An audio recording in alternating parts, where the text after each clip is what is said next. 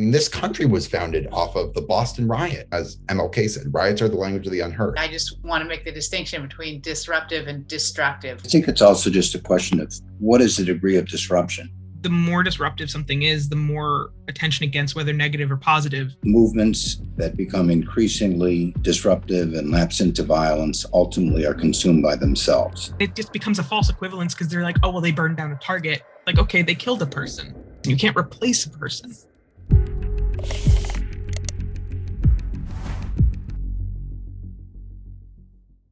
Do young and old Democrats think alike? We put together a panel of 6 Democrats and asked whether they agreed or disagreed to a list of statements. Here are their responses. I'm Stuart. I'm 78 years old. My name is Krysta. I'm 25. I'm Eli. I'm 15. I'm Danice. I'm 38 years old. My name's Akhila Malapudi. I'm 17 years old. I'm Carrie Gibson. My pronouns are she, hers. I would consider myself Democrat pragmatically. However, politically, I would consider myself more of a social Democrat or more left-leaning. I would say that I'm a moderate Democrat.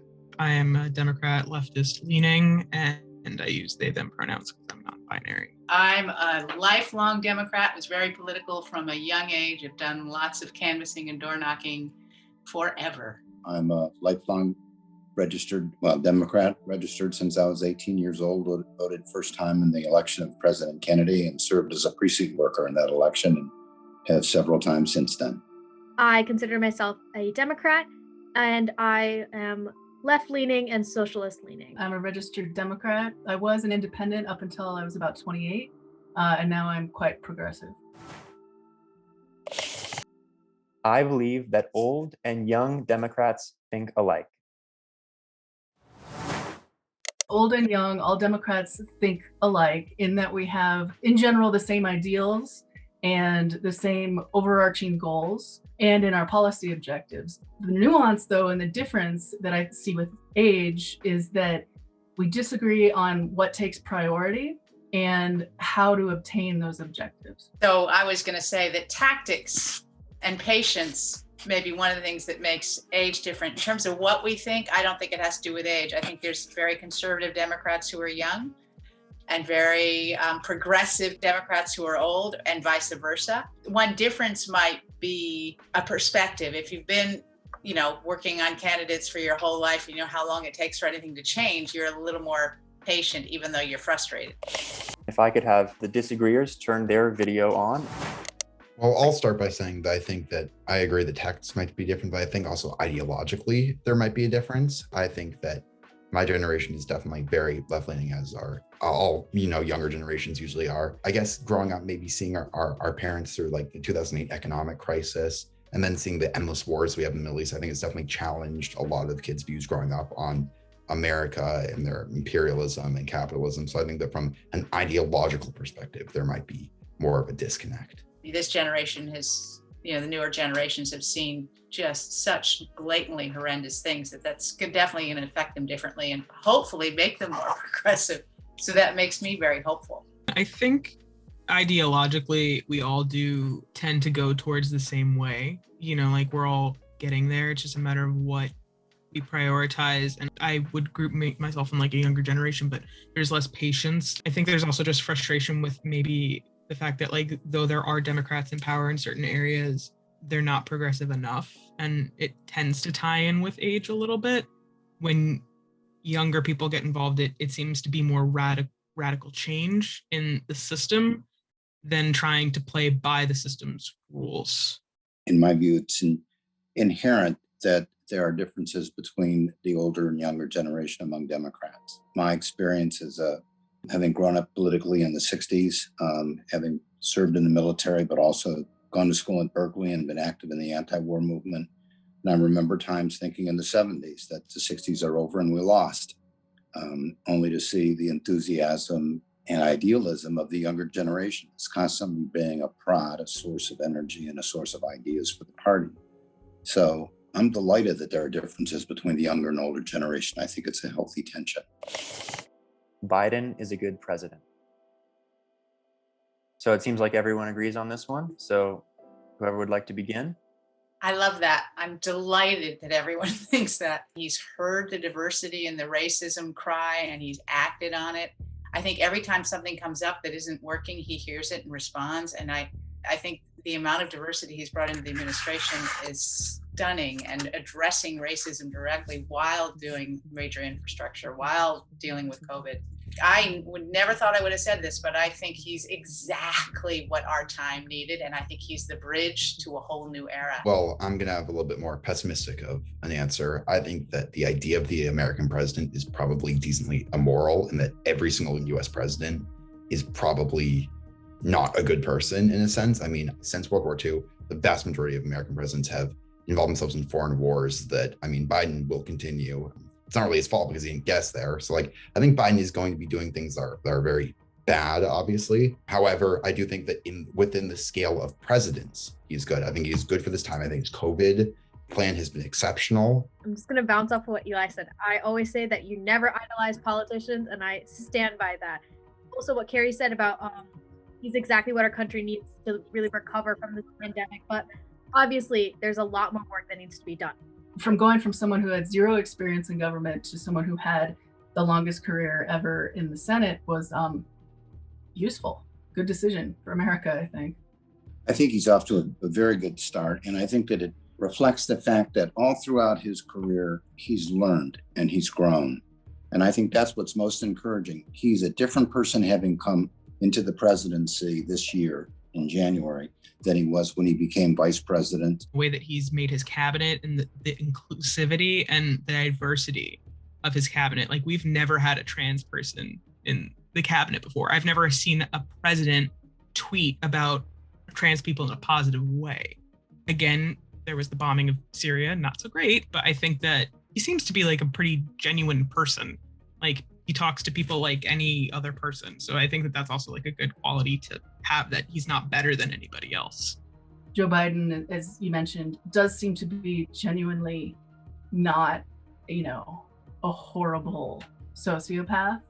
Like, that's a good place to start. And that's where we need to start, is maybe we have mental health screenings for all our candidates moving forward. I think we needed a person to like rally all sides of the Democratic Party, Yeah, I think that, I don't know if Joe Biden was anyone's first choice, but he's the choice we had and the one we all got behind. And I voted for him in the election because exactly that. It was a vote against Donald Trump. Probably would have voted for a rock against Donald Trump. I don't think Donald Trump is a fascist. I think that's a little bit of a stretch. However, I do think Donald Trump enabled a lot of fascists. I do think that a lot of fascists flocked to Donald Trump for a reason. I couldn't vote because, I'm 15, but if I could have voted, I would have voted for really the person who had the best chance of beating Donald Trump. I don't disagree with anything anyone said. I was not for Joe Biden in the primary. I was Elizabeth Warren all the way, and how as progressive as I can get. But when he chose Kamala Harris after she confronted him, I thought, here's someone who's willing to embrace everybody as opposed to taking one position and sticking with it. And I got really excited about him. And I realized he's actually going to open the way in a way that, other candidates might have polarized people and lost votes. At this point in time, disruptive protests are necessary for causing social change. No one ever got their rights by sitting there and waiting patiently. If you look at Colin Kaepernick, like, he was kneeling, and that was too much. Everything is too much for anyone who's in the position of power. If it's making you uncomfortable, you need to analyze why it's making you uncomfortable. It is a little bit of a double-edged sword, though, because it's so easy for, I think, the Republicans to be like, look, they're doing all these disruptive things, but everything that's been a protest has been demonized. When it was in the 60s, they met them with water cannons for marching, and now they tear gas people who peacefully stand. The more disruptive something is, the more attention it gets, whether negative or positive, and it becomes something that's discussed. I want to build off of what Krysta said. First of all, Black Panther Party, they were a big part of the civil rights movement. That was really important. Stonewall was a massive part of the LGBTQ, movement towards legalization of marriage, and much more than that. This country was founded off of the Boston riot. As MLK said, riots are the language of the unheard. So as Krysta said, if you demonize somebody peacefully protesting, like Colin Kaepernick kneeling or Eric Reid kneeling, if you demonize just freedom of any expression, people are going to fight back, and it might end up being violent. I think it's an inevitable effect, I guess. This may be my age showing, but I just want to make the distinction between disruptive and destructive when people's stores are being destroyed and all that stuff. And I think usually that comes from a conservative, more fascist kind of side of things, and it gets couched in, oh, look what these liberals did, and it wasn't them at all.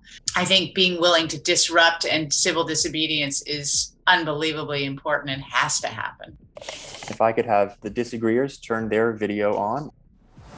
I think it's also just a question of what is the degree of disruption? I mean, over and over again, movements that become increasingly disruptive and lapse into violence ultimately are consumed by themselves, because the attempt to bridge to common values that mobilize communities as a whole, to get, suburban people who are afraid, frankly, fear is a powerful force.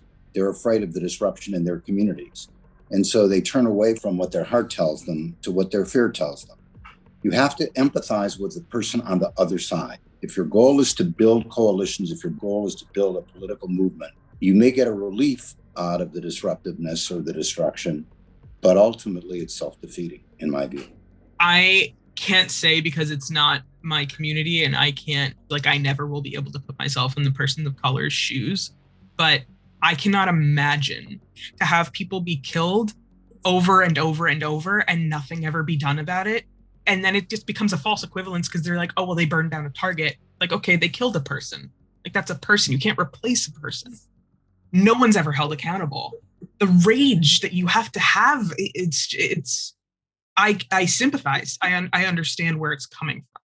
That's really well said. I completely believe in empathy. And that's what you're saying, is that I have to know enough to know that I'll never know what it's like to be somebody in that position. It's definitely important for us to recognize not only that protest is a First Amendment right that is part of the process of being an engaged citizen. At the same time, when it descends into violence, that does often, as we've seen, end up taking the movement and the objectives backward. Most people who participate in these are nonviolent, but there's always the fringe groups. So that, how much does the ends justify the means is a big part of the equation. Every generation has to take a stand. Protest and disruptive protest is one of the ways that you take a stand and get attention to your cause. A public school teacher should be fired for refusing to use a student's requested pronouns.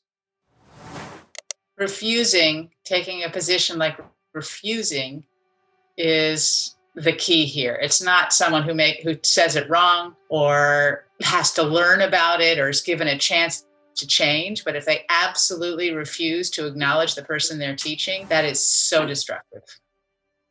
I completely agree. If you don't have the empathy to respect someone as they are and as they identify, if you don't have that capability, I don't think that you should have you don't deserve to be a teacher. I agree. I think the teacher not only is being abusive to the affected student, but is setting a horrible example for the youngsters who are supposed to be the students under that teacher's guidance. If someone doesn't understand it and they're given all the materials to understand it and training, and they're like, no, I just don't agree with it. No, you don't get to dictate how someone identifies. It's super duper destructive to someone's mental health. And it opens the door to, as Stuart was saying, it creates an example and it just compounds. Those that disagree can now join. So this question was very challenging because I do think the teacher should use the student's pronouns, and that acknowledging and respecting that person are absolutely critical. But I would need to know more of the situation. Is it a deliberate thing of abuse and prejudice, or is it just an accident? They're I'm not going to pay attention to anyone's pronouns because I'm working 60-hour weeks and have 50 students a class and this type of thing. So I would not want to further injustice at all, but I also think that acknowledging how many teachers are quitting and how difficult their profession is and how important it is that we have teachers as our allies, I would want to know more about the situation. I don't really think it's that difficult. I don't think it's that hard just to, say he, him, or they, them, or whatever. Yeah, and speaking to the other situation, if you address everyone by their name, that's a whole different situation than being I know what your pronouns are and I am deliberately not using them. Right, because it's completely different if they are isolating one person for that type of abuse versus if 20 people in a class of 30 are using they, them, theirs, and there's 10 classes. I mean, I would want to give the teachers benefit of the doubt, but obviously we would need to know what the situation was in this case. I believe that young and old Democrats are more similar than I previously thought. Again, I don't think age defines it. I think there's unbelievably articulate people of any generation. The basic ideology is very, very similar. It's the how do we solve this problem, or what's next? How do we approach the solution?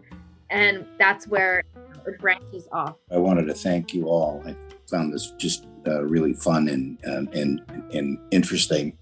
And I think that we all share common principles and common goals. And that's what unifies us as a party. And I think that, to me, that's what's most encouraging about this kind of discussion. So thank you. I appreciate the opportunity.